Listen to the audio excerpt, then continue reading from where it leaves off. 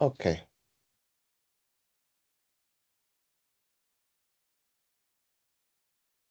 Donc aujourd'hui, nous allons voir euh, la différenciation et l'activation des lymphocytes B. Nous avons déjà vu comment les lymphocytes D sont produits, les lymphocytes B sont produits dans la moelle rouge des os. Et une fois que ces lymphocytes B sont produits, qu'est-ce qui se passe ensuite? Euh, c'est juste comme les lymphocytes T. Ces lymphocytes B sont naïfs à la production et à partir de là, il va falloir que ces lymphocytes B se différencient pour devenir des cellules capables de produire des anticorps. Parce que la cellule B initiale n'est pas capable de produire des anticorps. Elle ne produit que des BCR. Et ces BCR-là, à l'origine, lorsque ces récepteurs sont produits, ils sont simplement préparés à recevoir un antigène, mais qu'est-ce qui se passe exactement dans la préparation de recevoir cet antigène? Ça, c'est la question que nous allons aborder aujourd'hui. Avant qu'on ne rentre dans ce que nous allons aborder aujourd'hui, j'ai une question pour vous. Qu'est-ce que vous savez, ou du moins de quoi vous vous souvenez de la discussion d'hier par rapport spécifiquement au chapitre qu'on a couvert? Monsieur, Oui, bon, moi, ce que j'ai retenu, c'était sur le mécanisme de cytotoxicité des CTL. OK. Et j'ai pu retenir que dans ce mécanisme, les cellules initiales, donc les cellules cytotoxiques, présentent des marqueurs nécessaires pour attaquer une cellule infectée Mhm, et que l'attachement de la cellule initiale à la cellule cible va permettre l'engagement des TCR. mhm. Voilà, c'est un peu ce que j'ai OK, retenu sur ce mécanisme. OK, très bien, Chelsea. Une autre personne? Moi, monsieur, Oui, allez-y. moi, ce que j'ai retenu hier, c'est que euh,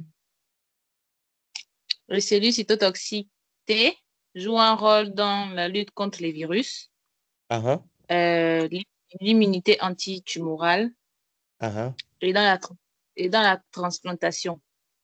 OK, très Donc, bien. on a parlé du CMH, on a dit Ah, ah. pourquoi le CMH, on a dit parce que il détermine la compatibilité dans une greffe. Très bien. Ouais, très bien résumé. Une autre personne?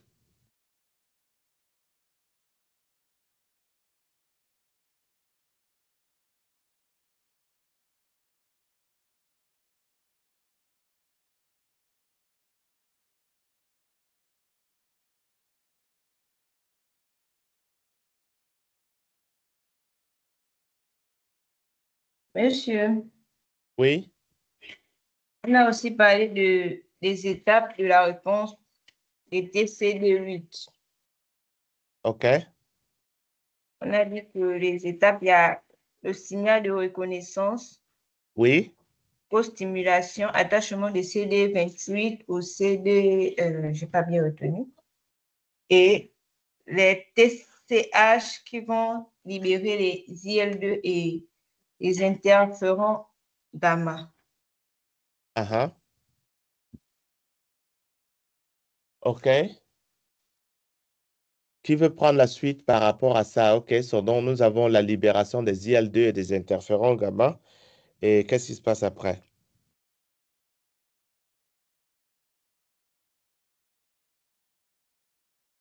Enfin, je ne vais pas imposer ce qui se passe après, mais de quoi d'autre vous vous souvenez? Une autre personne?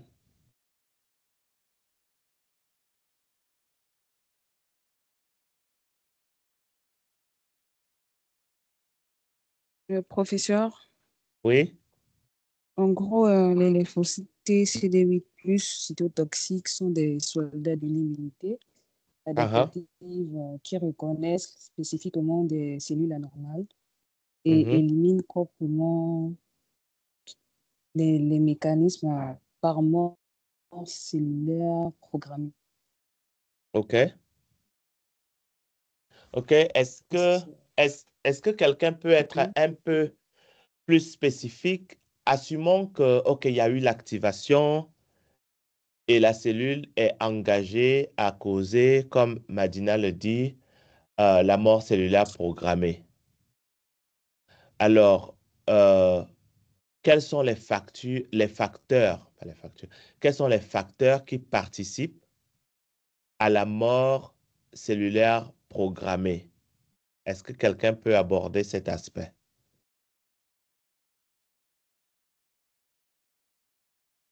Être aussi spécifique que possible.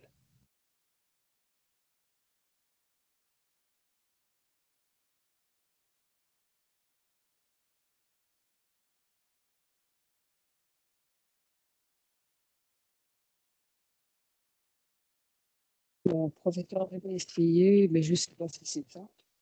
OK.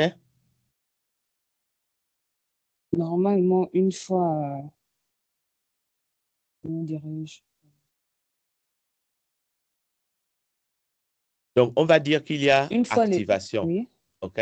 Oui. une fois les cellules T activées, elles deviennent des cytotoxiques. Elles deviennent cytotoxiques et Oui. peuvent tuer directement la cellule cible par libération de perforines et de Mhm. grands, grands, granzymes. Enzyme. Oui. O- OK. Lorsque Et vous dites libération des perforines, ces perforines sont libérées pour aller où?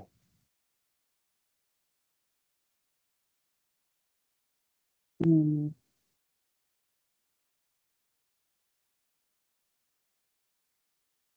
elles sont libérées pour aller directement sur la cellule cible. OK, sur la cellule cible, soyez plus spécifique. Donc, elles vont sur la cellule cible. De quelle manière, comment ça se présente?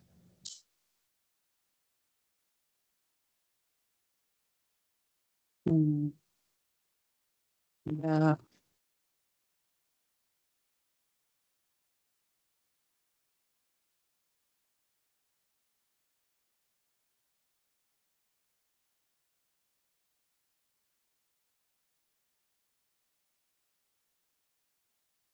Comment vous imaginez qu'elles vont sur la cellule cible? OK, elles sont sur la cellule cible, mais je vais peut-être vous orienter un tout petit peu ici. Comment elles sont mhm. organisées dans la cellule cible, sur la cellule cible?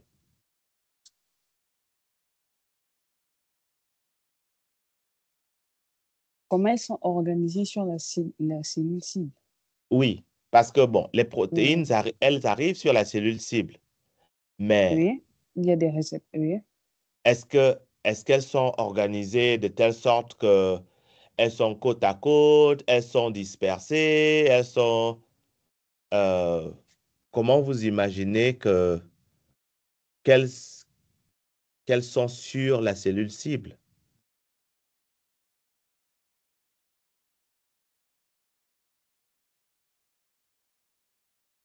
pour former quoi? Elles,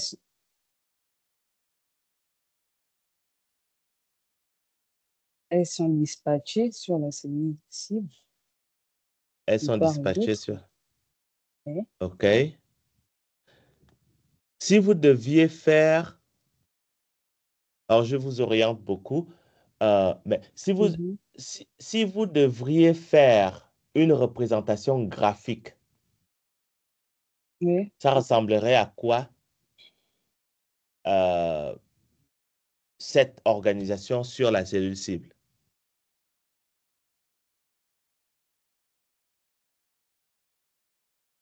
La question s'adresse à toute la classe, hein. Donc, ce n'est pas juste Madina. Si quelqu'un veut intervenir, intervenez. Monsieur, excusez-moi, vous pouvez reprendre la question. Ma connexion s'est coupée. OK. Est-ce que quelqu'un qui est là, qui nous entend depuis, peut répéter de quoi on parle? Nous sommes en train de parler de comment la mort programmée s'effectue. Maintenant, Banina a parlé de la perforine qui va venir Ah oui. se fixer sur la cellule. Comment le déroulement va se faire? Le En déroulement de la gros, perforine, des protéines dans la cellule. Donc, la la perforine est perforine sur la va cellule. créer. Non, Oui, la allez-y. perforine va créer des pores. Voilà. Mhm. La perforine va créer Effectivement. des pores. Voilà. Donc, ça, c'est Dans la membrane l'organisation. cellulaire cible. Ouais, Des ça, pores qui c'est vont d'abord se l'organisation. créer. Oui, Ensuite, monsieur. il y aura la libération des granzymes en question. Oui, les Mhm. enzymes. Les C'est ça? granzymes. Oui, c'est ça. Bon, oui, les granzymes Mhm. sont des enzymes. Oui. Oui, Mhm. c'est ça. Et Oui. ces enzymes en question elles vont induire l'apoptose, Mhm. c'est-à-dire la mort cellulaire Uh-huh. Par quelle voie? programmée. Par quelle voie? Monsieur, Oui, par quelle voie? on ne peut pas comment. Par Pas intéressé. éphérocytose. Mais ce n'est pas par éphérocytose. Hétérocytose, ça, c'est Hétéro- après. Ah, ça, Ça, c'est pas- c'est après. Pour Pas la voie l'instant, on est à intrinsèque. la mort cellulaire programmée. Quelle voie va induire la mort cellulaire programmée? OK, les grandes enzymes sont à l'intérieur de la cellule. OK, d'accord. Mhm. Ensuite, il y a quoi?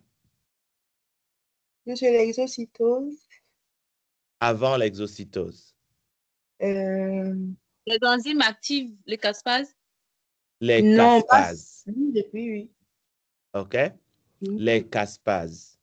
Il faut savoir que si les caspases ne sont pas activées, la cellule ne va pas rentrer en apoptose. Je vais répéter ça. Si Mhm.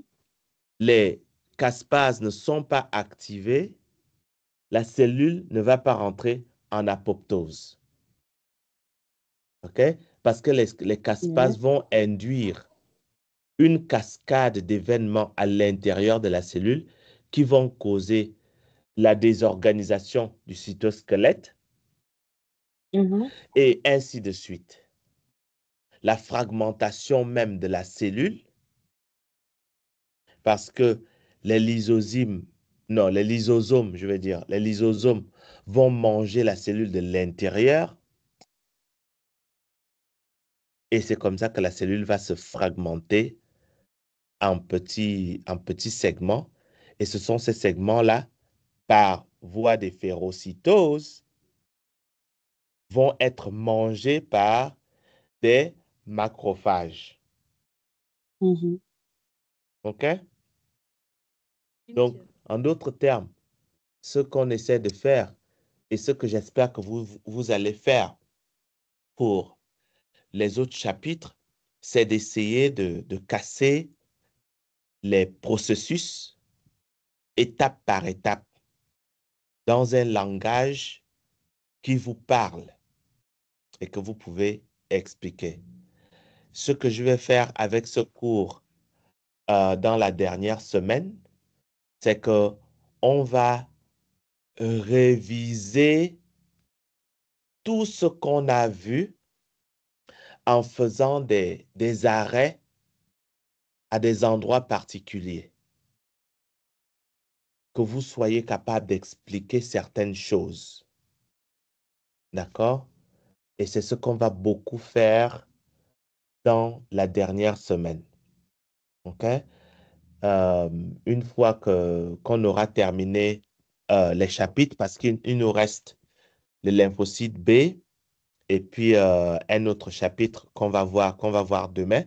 Après, on aura une série de discussions, OK, où il sera question pour moi de ne pas faire un cours magistral, mais pour nous de faire réellement, d'avoir réellement une conversation où vous dites quelque chose, je vous pose des questions, vous réajustez comme on est en train de faire au niveau de quoi vous vous souvenez par rapport à la session d'hier.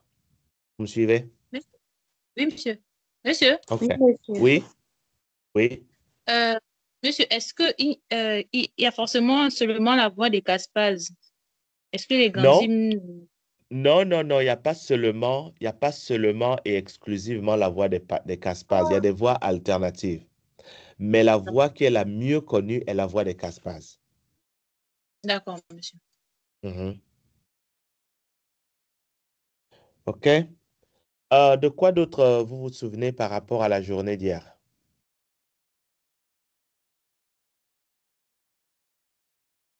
Vous pouvez regarder vos notes.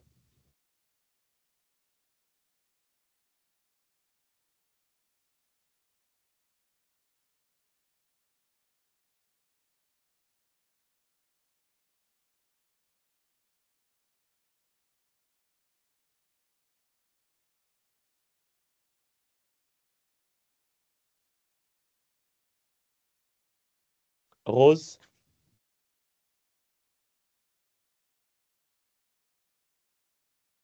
Ou Daryl? Est-ce que Daryl est là?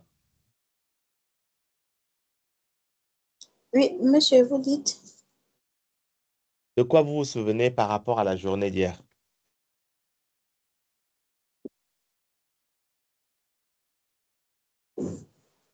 Monsieur, Par rapport à la j'agence session les idées. d'hier. Pardon? Je suis en train d'agencer les idées. OK, OK, d'accord, il n'y a pas de souci. Et Daryl, est-ce que M. Célestin est là aujourd'hui?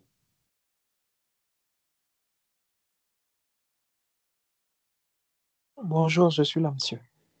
OK. De quoi vous vous souvenez par rapport à la journée d'hier? Par rapport à la journée d'hier, nous Mhm, avons évoqué la question de savoir pourquoi la rupture de la tolérance conduit à une mhm, auto.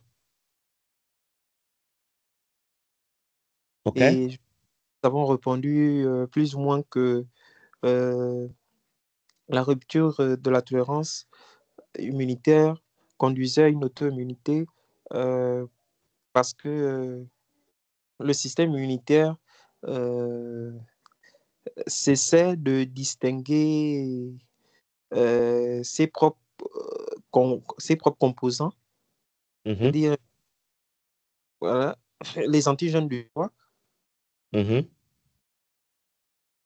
OK. euh, Très bien. antigènes par rapport par rapport aux antigènes étrangers. OK. Mhm, Et, et défini, on a également défini qu'est-ce qu'on entend par la tolérance, la, la, la, la tolérance immunitaire. mhm, Euh, bon, de mes propres mots, c'est que j'ai pu quand même retenir là-dessus. mhm, Et, la tolérance immunitaire, c'est la capacité euh, l'or- la capacité de l'organisme à, de- on va dire, tolérance immunitaire, c'est la capacité de l'organisme à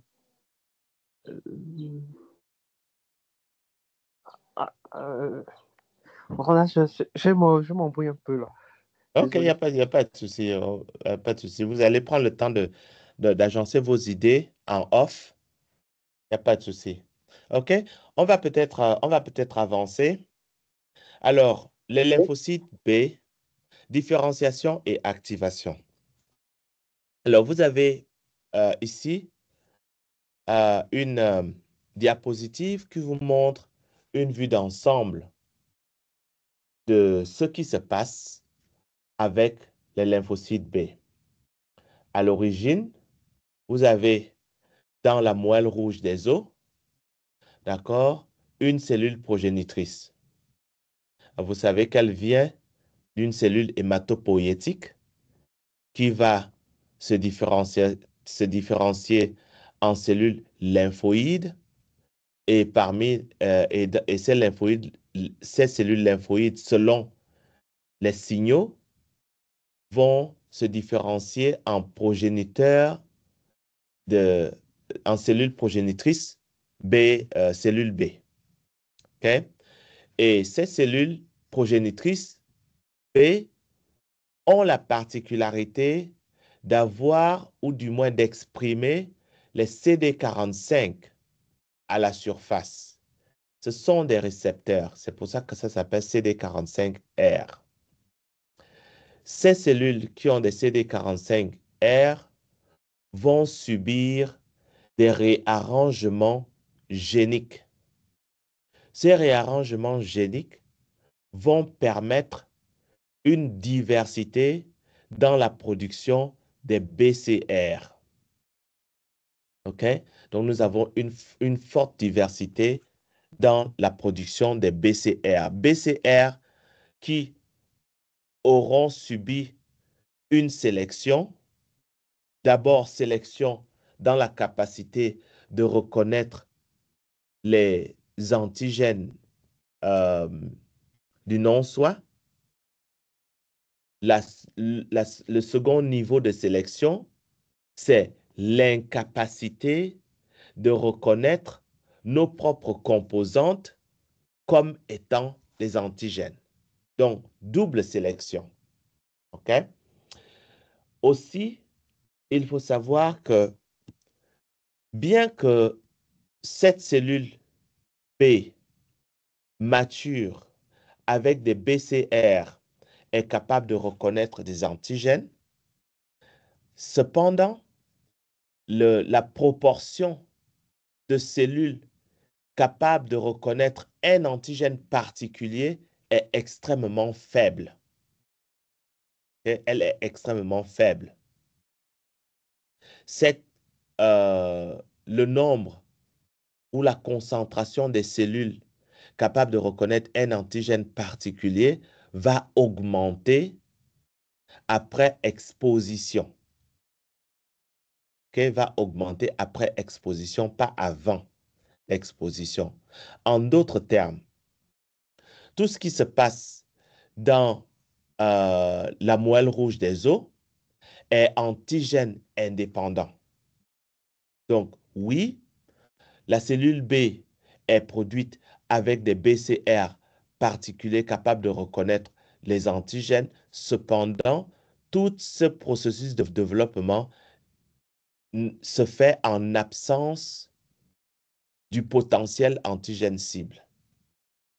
Et puis maintenant, quand les cellules vont de la moelle rouge des os en périphérie, et c'est là où la cellule va pour la première fois rentrer en contact avec sa cible et se différencier de telle sorte que ça puisse non seulement se multiplier, mais aussi devenir des plasmocytes capables de produire des anticorps. En d'autres termes, de libérer les B-cell récepteurs et devenir anticorps. Aussi, il y a une mémoire qui est préservée après que l'infection ait été complètement sous contrôle. Donc, nous allons voir quelques détails ici de ce qui se passe au niveau de la différenciation et de l'activation. OK. Donc, si nous prenons une cellule donnée de la moelle rouge des os, nous allons avoir un certain nombre de signaux qui vont être produits. Ces signaux vont être reconnus par des cellules. Nous avons les signaux qui sont à la surface ici, qui sont des VCAM1. Ces VCAM1 vont être reconnus par des récepteurs qu'on appelle VLA4, okay? Cet attachement va induire un certain niveau de différenciation. Donc, on va passer d'une cellule progénitrice à une cellule pro-B. Okay? Cette cellule pro-B va être particulière par le fait qu'elles vont exprimer les C-kits. Ces C-kits vont s'attacher à des ligands qu'on retrouve à la surface des cellules de la moelle rouge des os, qu'on appelle SCF. Ça va induire des changements dans la cellule pour que la cellule soit maintenant capable d'exprimer à la surface des récepteurs spécifiques aux IL-7. OK? Ces récepteurs spécifiques aux IL-7 vont être capables de reconnaître les IL-7 qui sont libérés par les cellules de la moelle rouge des os. OK? Sur attachement des IL-7 sur leurs récepteurs, il va y avoir prolifération. OK? Prolifération, les cellules passent en fait d'un état pré-B cell en un état pro-B cell, désolé, en un état pré-cellule B. Alors, pré veut dire que ce ne sont pas encore des cellules B. Elles ne seront cellules B de manière spécifique que lorsqu'elles auraient exprimé ces récepteurs que vous voyez à la surface ici. Et de manière typique, les premiers récepteurs qui sont produits sont des IgM. OK? Ce sont des IgM. Parce que les IgM sont les premiers récepteurs, c'est aussi la raison pour laquelle, lors d'une infection, les IgM sont les premiers anticorps qui sont produits. Pour votre information, je pense que vous le savez déjà, les IgM sont organisés en pentamères. C'est des gros complexes. D'accord? Et ce n'est qu'après une certaine période, après l'infection, qu'on va passer des IgM aux IgG. Mais on pourrait se poser la question, comment passe-t-on d'IgM à IgG? On a ce qu'on appelle un changement de classe. OK? On a un changement de classe. Nous allons aborder ça. Alors, on est d'abord dans la moelle rouge des os. Au niveau de la moelle rouge des os, qu'est-ce qui se passe de manière spécifique? Nous avons les lymphoïdes qui sont déjà préparés à devenir des cellules B. OK? Ces lymphoïdes, après des réarrangements entre D et J, au niveau de la chaîne lourde, d'accord? Ces cellules vont passer à des pro-B. Donc, nous avons réarrangement au niveau des segments D et J Monsieur, des chaînes lourdes. Oui, on ne voit pas l'image. L'image n'est pas bien. l'image n'est pas bien. On ne voit pas l'image projetée. C'est sur un petit coin. Je ne vous suis pas trop. OK. Qu'est-ce que vous voyez là pour l'instant? L'image, mais Moi, c'est dans un petit angle. petit angle comment? Vous êtes sûr que ce n'est pas chez vous? Ben, Là, chez vous toi? êtes ici d'abord. Ok. Parce que moi, je vois bien. Non, Là, on voit les cellules stromales et la maturation. L'image dont on a détaillé C'est bon, après. c'est sûr. Ah, désolé, c'est sûr. Moi. OK. OK. Donc, là, nous sommes dans la moelle rouge des os. Au niveau de la moelle rouge des os, premièrement, vous allez avoir un réarrangement entre les fragments D et J de la chaîne lourde. Ça, c'est la première chose. OK? Et ce qui permet de passer après aux cellules pro-B. OK? Ces cellules pro-B vont exprimer à leur surface des IG-alpha et des IG-bêta. OK? Ensuite, nous allons avoir des réarrangements VDJ. On est toujours au niveau de la chaîne lourde. OK? On est au niveau de la chaîne lourde et on va passer aux aux cellules pré-B. Désolé, on passe de pro-B à pré-B. Après les chaînes lourdes, nous allons passer aux chaînes légères où nous avons les recombinaisons entre V et J, les chaînes légères. Et donc, on passe des pré-chaînes légères ici aux chaînes légères effectives. Vous me suivez? Donc, nous allons d'abord avoir des chaînes légères ici qui ne sont pas en réalité des chaînes légères définitives. Ce sont des chaînes légères temporaires. D'accord? Ces chaînes légères temporaires vont être remplacées après le réarrangement génique et bien entendu expression. D'accord? Nous allons avoir les chaînes légères définitives. Et ces chaînes légères définitives vont permettre l'existence, la production des IgM. Et là, nous sommes dans les cellules B immatures.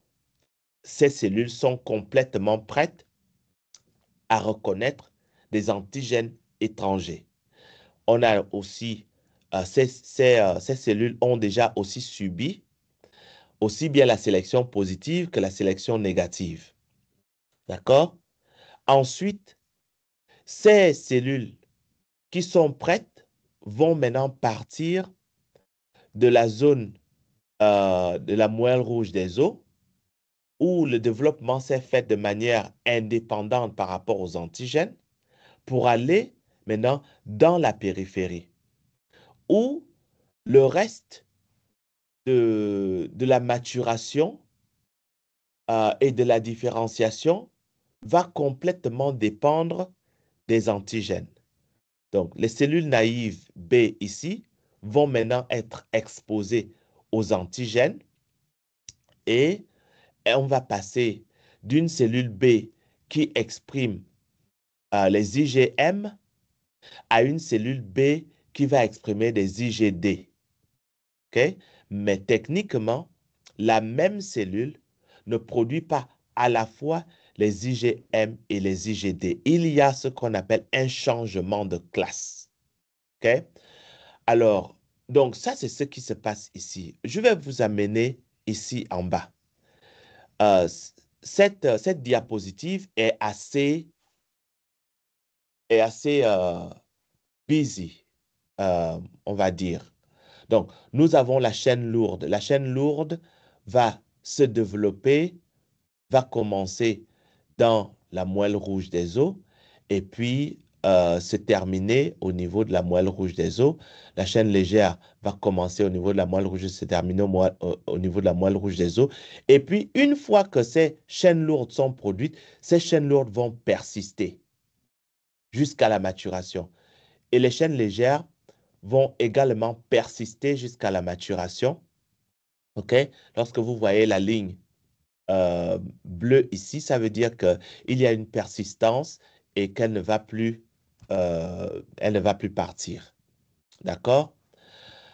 Les RAG ici, ça vous dit à quel niveau les RAG sont exprimées et à quel moment elles ne sont pas exprimées. OK?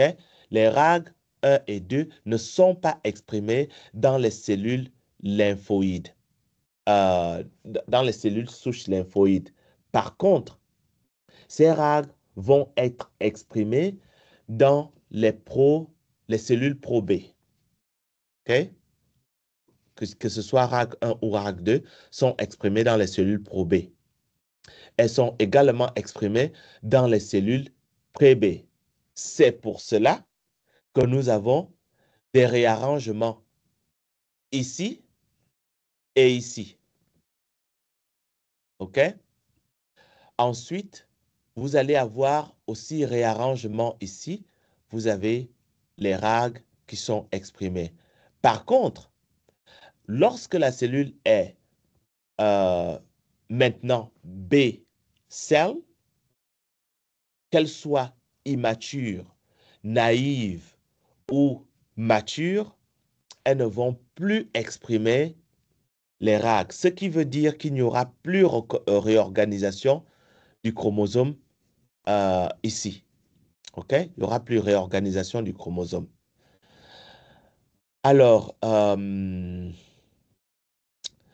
le TDT, j'ai un trou de mémoire ici. Je ne me souviens pas trop de ça. Je vais regarder ça tout à l'heure. OK. Au niveau des immunoglobulines, on vous montre ici la production des chaînes qui sont la chaîne mu qui est temporaire ici. OK? Et puis, nous avons la chaîne légère ici qui est permanente et qui va remplacer en réalité la mu. OK? Kappa ou lambda. Donc, nous avons ça.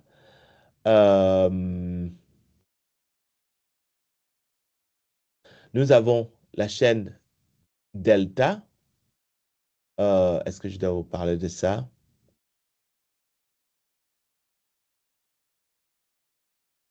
Non, je vais sauter ça. OK. Au niveau des facteurs de transcription, vous avez un certain nombre de transcriptions qui, en fait, contrôlent qu'est-ce qui se passe à quel moment. Alors, parce que les facteurs de transcription peuvent contrôler plusieurs aspects de la cellule, on ne va pas nécessairement aborder ce que chacun de ces facteurs de transcription va faire. Mais ce qui est sûr, c'est que lorsque vous regardez BISAP, PSAP ou PAX5, PAX5 commence à être actif dans la cellule pro-B et devient actif tout le temps jusqu'à la maturation. SOX4 devient actif à partir de la cellule pro-B jusqu'à la cellule immature B, mais n'est plus exprimé quand la cellule est naïve et quand la cellule devient mature. EBF est exprimé dans les pro-B et dans les pré-B, mais pas dans les cellules immatures, pas dans les cellules naïves ou dans les cellules matures. E2A est exprimé à partir de pro-B jusqu'à ce que la cellule devienne mature. Elle est exprimée tout le temps. La même chose pour OCT2. OK? Au niveau des marqueurs de surface, nous avons le c-KIT qui est exprimé jusqu'à pro-B, mais après pro-B, ce c-KIT n'est plus exprimé et sera remplacé par CD45R, CD19, HSA, qui est encore appelé CD24. Et nous avons également la production d'immunoglobuline alpha, immunoglobuline bêta. Et puis, enfin, tous ces récepteurs vont être exprimés à partir de pro-B jusqu'à ce que la cellule soit mature. Maintenant, il faut également dire que la proportion des récepteurs va varier d'une forme de la cellule à une autre. La proportion va varier même si l'expression est là. D'accord? Éventuellement, vous allez avoir des IL, des récepteurs aux IL7 et les CD43. Ces récepteurs aux IL7 et CD43 sont exprimés jusque dans les cellules en stage pré-B, d'accord, où ces récepteurs vont être remplacés par les CD25.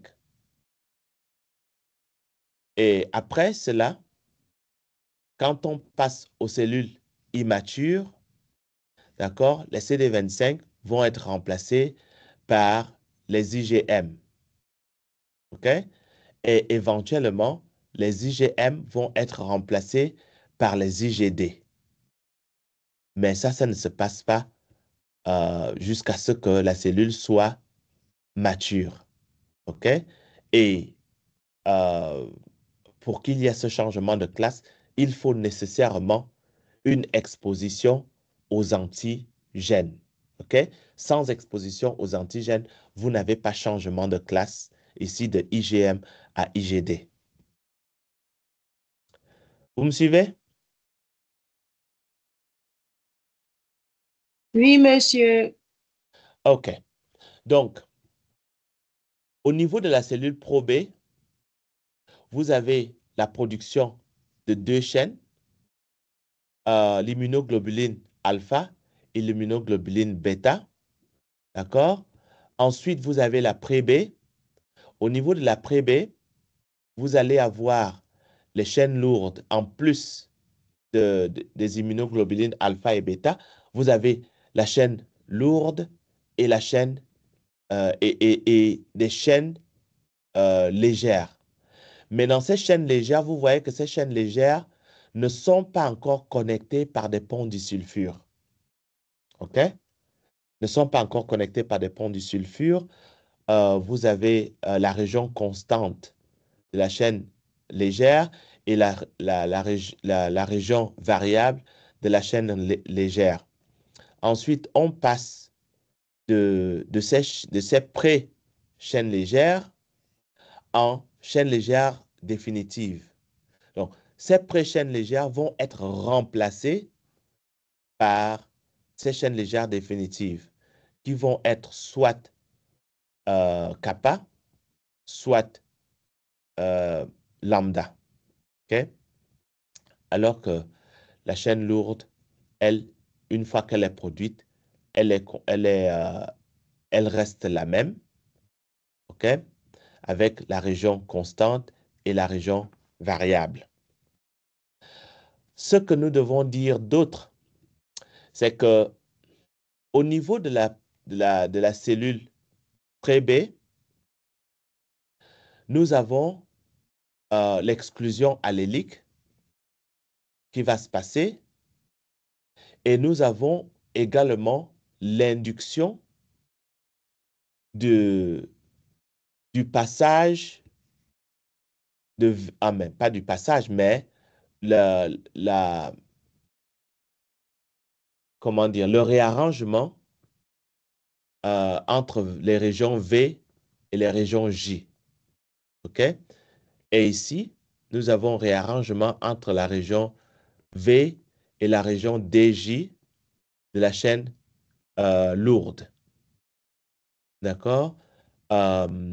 Mais ces réarrangements vont s'arrêter au niveau de pré-B parce qu'une fois qu'on est à B, on n'a plus de réarrangement. D'accord? Et là, à partir du moment où nous avons la production d'une cellule B immature, nous avons soit l'activation, soit la mort, selon la sélection qui va se passer? Si la sélection permet à la cellule de continuer à exister, ces cellules vont à un certain moment être activées après avoir rencontré un antigène, soit ces cellules vont mourir parce que malheureusement, elles sont capables de reconnaître nos propres composantes, ce qui poserait un problème. All right. Les récepteurs. Les récepteurs, vous avez TAPA1 ici, qui est encore appelé CD81, qui est un récepteur transmembranaire. Enfin, c'est un co-récepteur, si vous voulez. C'est un co-récepteur parce que ce n'est pas réellement TAPA qui est un récepteur.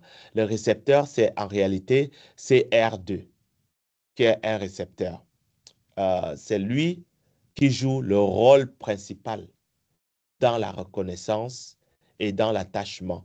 Ceci dit, cette reconnaissance et cet attachement ne peuvent pas être de bonne qualité et de longue durée si cette protéine n'est pas là et cette protéine également n'est pas là. OK? Donc, nous avons TAPA1 et CD19 qui jouent un rôle important. TAPA1 a une particularité parce qu'il a multiples domaines transmembranaires. OK? Et puis maintenant, au niveau de la reconnaissance, CD21 ou CR2 va reconnaître un antigène par interposition par C3D. Okay? Ce C3D est en fait une molécule qui va faire l'opsonisation. Okay? Ça va faire l'opsonisation. Cette molécule C vient du complément. Okay? Elle va faire l'opsonisation. Et c'est cette opsonisation-là qui permet la reconnaissance du complexe complément antigène. Et l'IgM, dans sa région variable, va reconnaître ce complexe. Mais cette reconnaissance doit être stabilisée. Elle doit être stabilisée par ce CR2. D'accord? Et lorsqu'il y a reconnaissance, comme vous le voyez ici, il y a transduction du signal à l'intérieur. Et cette transduction du signal conduit à une phosphorylation du domaine interne de CD19 qui va induire une cascade d'événements conduisant à l'activation de toute la cellule. Nous avons des facteurs qui sont capables de participer dans la phosphorylation de cette protéine, y compris les lignes, fines et d'autres facteurs. Okay? Alors, je vais passer un peu de temps ici. Vous avez que l'IgM n'interagit pas seulement par voie interposée avec CR2. L'IgM interagit également avec d'autres facteurs ici qui vont être activés, stimulés. Ce sont les Syk et les kinases. Enfin, les Syk kinases. OK? Ces Syk kinases vont faire la phosphorylation. Vous allez remarquer que dans le contexte de la communication cellulaire, les SRC sont souvent mentionnés. Ces SRC sont des protéines qui font de la phosphorylation après activation. D'accord? Et l'activation de ces kinases sont souvent par voie de phosphorylation. En d'autres termes, lorsque les immunoglobulines alpha et bêta sont stimulées, il y a une voie interne ici. Nous avons parlé des ITAM la dernière fois. Okay? Ces ITAM vont causer une phosphorylation et cette phosphorylation va activer les kinases qui vont elles-mêmes faire une phosphorylation de la protéine CD19 et induire le signal à l'intérieur pour une activation. Okay? Transduction du signal. Alors, ici, nous avons tout le processus d'activation et là, nous sommes en périphérie. Okay? Alors, qu'est-ce qui va se passer en périphérie? En périphérie, ce qui va se passer, c'est que nous avons une cellule qui exprime à la surface des récepteurs IgM. Ces récepteurs IgM vont reconnaître un antigène. Cet antigène va migrer à l'intérieur par voie d'endocytose. Après avoir digéré l'antigène, des fragments d'antigène vont être exposés à la surface. OK? Alors, vous savez, ou du moins souvenez-vous, que les cellules B sont également des cellules présentatrices d'antigènes. Alors, je vais répéter ça. Les cellules B sont également des cellules présentatrices d'antigènes. Et donc, si les cellules B sont également des cellules présentatrices d'antigènes, ça voudrait dire quoi? Ça voudrait dire que ces cellules B expriment à leur surface des CMH. D'accord? Et là, comme il s'agit d'antigènes, dans ce cas particulier, d'antigènes étrangers, vous allez voir que, en fait, les CMH ici sont les CMH de classe 2. D'accord? D'autre part, vous avez que cette cellule B avec des BCR exprime également à la surface un facteur qu'on appelle CD40. CD40 va nécessairement avoir un ligand qu'on va appeler CD40L. Et à quel moment CD40L va venir rentrer dans la conversation?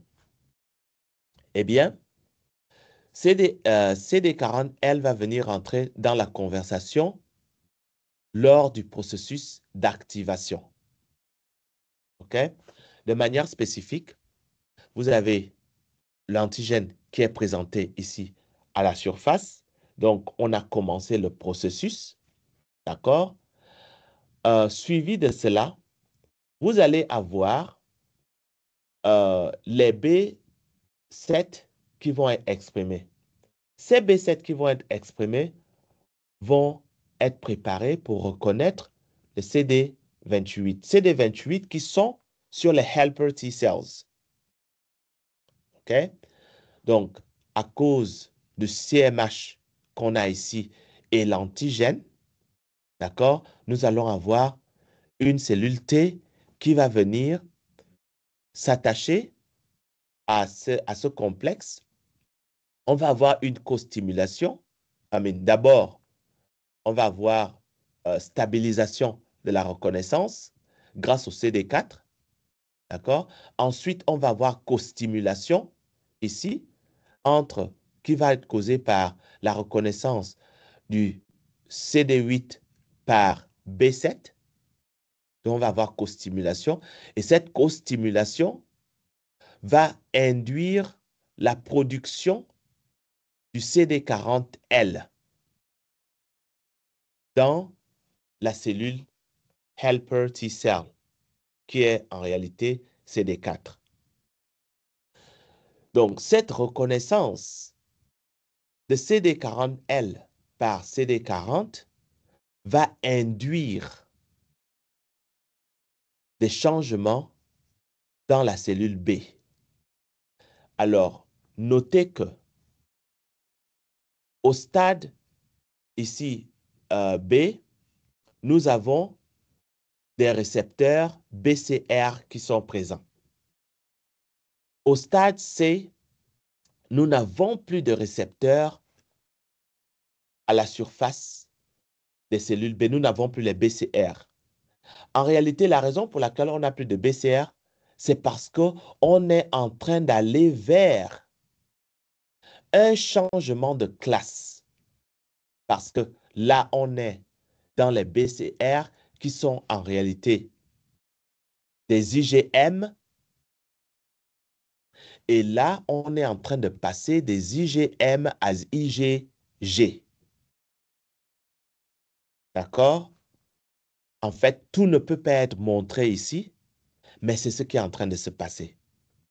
Donc, éventuellement, nous avons la cellule helper T cell qui va produire des cytokines en grande quantité, cytokines qui vont s'attacher aux récepteurs sur la cellule B, ce qui va induire une activation des cellules B.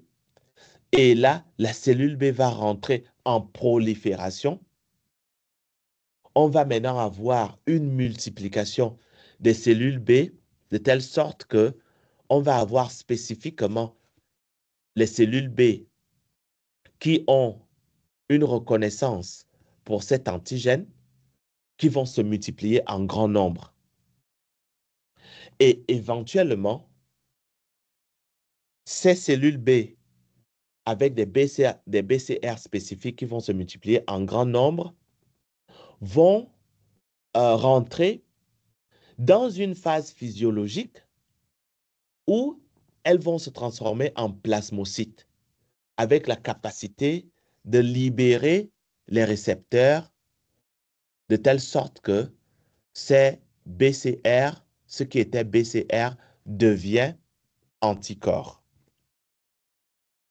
OK? Nous avons un zoom ici dans l'activation. Vous avez la cellule, vous avez un antigène d'origine microbienne qui va être reconnu par une protéine du complément. OK? Donc, ça fait l'opsonisation. Cette opsonisation va causer, en fait, une reconnaissance. D'accord? Donc, c'est tout ce qu'on a vu tout à l'heure. Et nous allons avoir une cascade d'événements dus à la transduction du signal ici, et transduction du signal qui va conduire à une activation de la cellule. Alors, lors du développement lymphocytaire des cellules B, nous avons ce qu'on appelle hypermutation somatique et commutation isotypique. C'est quoi la différence? Vous avez entendu parler d'hypermutation somatique? Enfin, le terme. Non, monsieur. OK. Et la commutation isotypique, vous avez entendu parler de ça?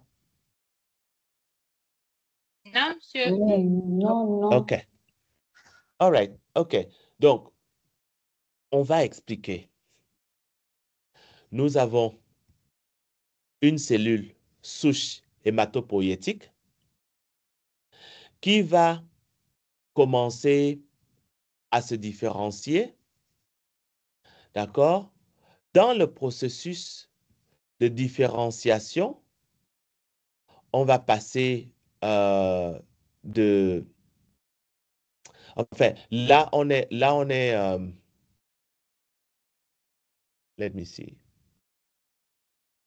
Là, on est dans la moelle rouge des os, d'accord? On est dans la moelle rouge des os ici. La cellule va passer, va expérimenter des réarrangements géniques. Ces réarrangements géniques vont être accompagnés de petites mutations.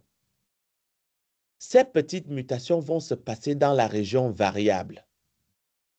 Et ces mutations qui vont se passer dans la région variable vont introduire une diversité dans la région variable. Et cette diversité va être la raison pour laquelle il va y avoir une diversité de reconnaissance d'antigènes complètement différents. OK? La vaste diversité d'antigènes. Donc, l'hypermutation, c'est une mutation exacerbée au niveau de la région variable. Et c'est ce qui permet la diversité dans la production des chaînes légères et des chaînes lourdes au niveau de la région variable pour une reconnaissance d'antigènes diverses. Ça, c'est réellement ce que l'hypermutation somatique veut dire. OK? Cette hypermutation somatique ne se passe que dans la moelle rouge des os, ça ne se passe pas au niveau de la périphérie. OK?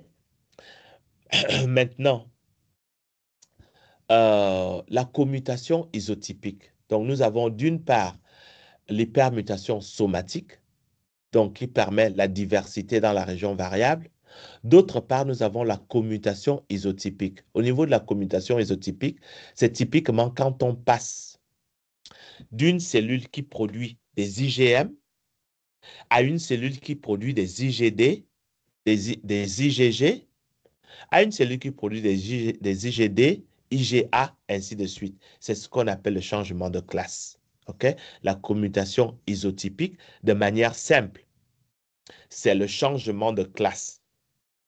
On passe d'une cellule X produisant des IgM à une cellule Y produisant des IgG. Okay? Alors, nous avons pas mal de choses ici. Vous avez reconnaissance d'un antigène ici. Souvenez-vous que la reconnaissance d'antigène se passe no, I'm sorry. La reconnaissance d'antigène ici, souvenez-vous que la reconnaissance d'antigène se passe au niveau de la périphérie. OK? Donc, ici, on est dans la moelle rouge des os. Ici, on est en périphérie. D'accord? Capable de reconnaître l'antigène. Si la cellule n'est pas capable de reconnaître un antigène, vous avez apoptose. OK? Et là, on veut montrer la notion de sélection positive et sélection négative. OK? Pas capable de reconnaître un antigène, on rentre en apoptose. On rentre en apoptose. Ici, on est capable de reconnaître un antigène, on continue la différenciation. D'accord? Et on va passer à un plasmocyte capable de produire les anticorps, libérer les anticorps. Et d'autre part, on a des plasmocytes, enfin, on a des cellules qui vont devenir des cellules mémoire. OK? Pour qu'il y ait différenciation, prolifération, production de cellules mémoire, vous avez nécessairement besoin des cellules T. OK? All right. Le centre germinal, c'est là où, en fait, la cellule va se multiplier et se différencier et donner lieu à un changement de classe. On passe d'IgM à IgG, donc on est à la commutation isotypique. Commutation isotypique, encore une fois de plus. OK? Qu'est-ce que j'allais dire? Si une cellule n'est pas capable d'avoir une forte affinité pour l'antigène, cette cellule va mourir par voie d'apoptose. Okay? Si la cellule a une forte affinité pour l'antigène, cette cellule va proliférer et éventuellement donner lieu à des plasmocytes capables de produire des anticorps. OK?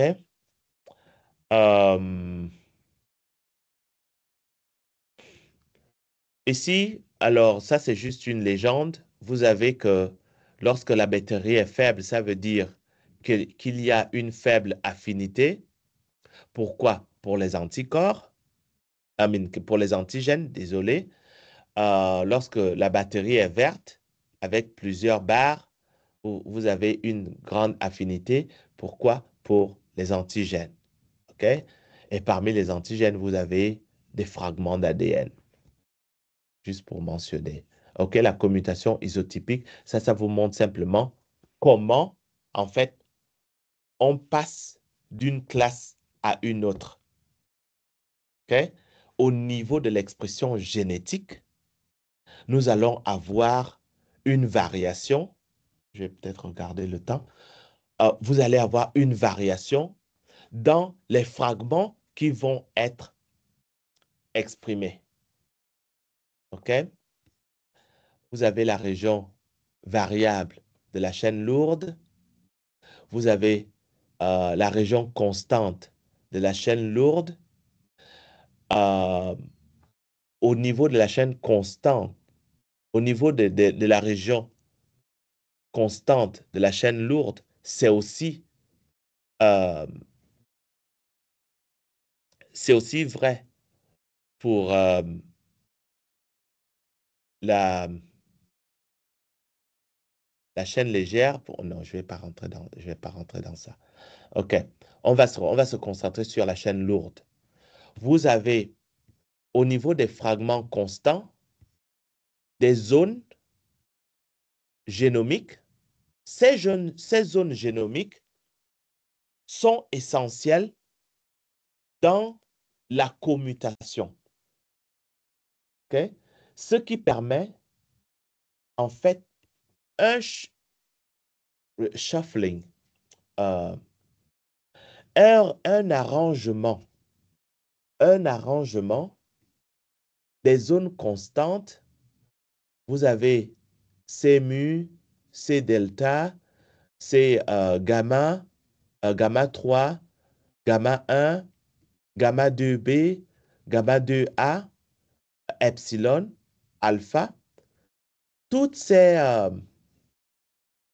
différentes régions sont capables de former des combinaisons. Ces combinaisons vont faire que une région constante pour une classe donnée va être différente d'une région constante pour une autre classe. Par exemple, la région constante de l'IgM va être différente de la région constante de l'IgG, qui elle-même va être différente de la région constante de l'IgD, l'IgE, l'IgA. OK? Donc, c'est cette commutation isotypique qui permet ce changement de classe. Grâce aux régions ici, dans le chromosome, où il peut y avoir réarrangement pour les recombinaisons. OK? Au niveau de la commutation isotypique, qu'est-ce qui définit le réarrangement? Il y a des motifs. OK? Ces motifs vont faciliter la reconnaissance. Nous avons parlé, vous vous souvenez qu'on a parlé de la règle de quoi? La règle du 13-21. Attends. Non. Du Maintenant, pas 12-20. 12 combien? 12-23. 12-23. OK? La règle du 12-23. Eh bien, on est dans la même logique ici. OK? On est dans la même logique que la règle du 12-23. D'accord? C'est pour ça que vous voyez des régions avec des résidus ici. OK? Et ces résidus, en fait, permettent une reconnaissance particulière qui vont faire en sorte qu'il y ait épissage. du génome. OK? Alors, donc, on est ici dans la commutation isotypique où on va passer des cellules B avec des BCR à des cellules B qui produisent des IgM. Encore une fois de plus, souvenez-vous que lors d'une infection, les premiers anticorps qui sont produits sont des IgM, suivis des IgG, qui vont être les anticorps qui seront les plus abondants en circulation pendant une infection. OK? Donc, qu'est-ce qui va permettre le changement de classe? Ici, ce sont les interférons gamma qui vont permettre de passer d'une cellule capable de produire des IgM à une cellule qui va maintenant produire des IgG. Et puis pour produire des IgE, il faut l'interleukine 4, alors que les IgA sont stimulés, l'expression des IgA sont stimulés par les TGF-bêta et d'autres cytokines, bien entendu.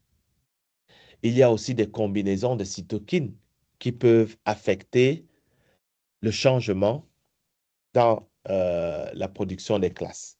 Et c'est là où nous allons arrêter notre conversation pour ce chapitre. Comment ça va? Monsieur, ça va. OK. Est-ce que vous avez des questions pour moi?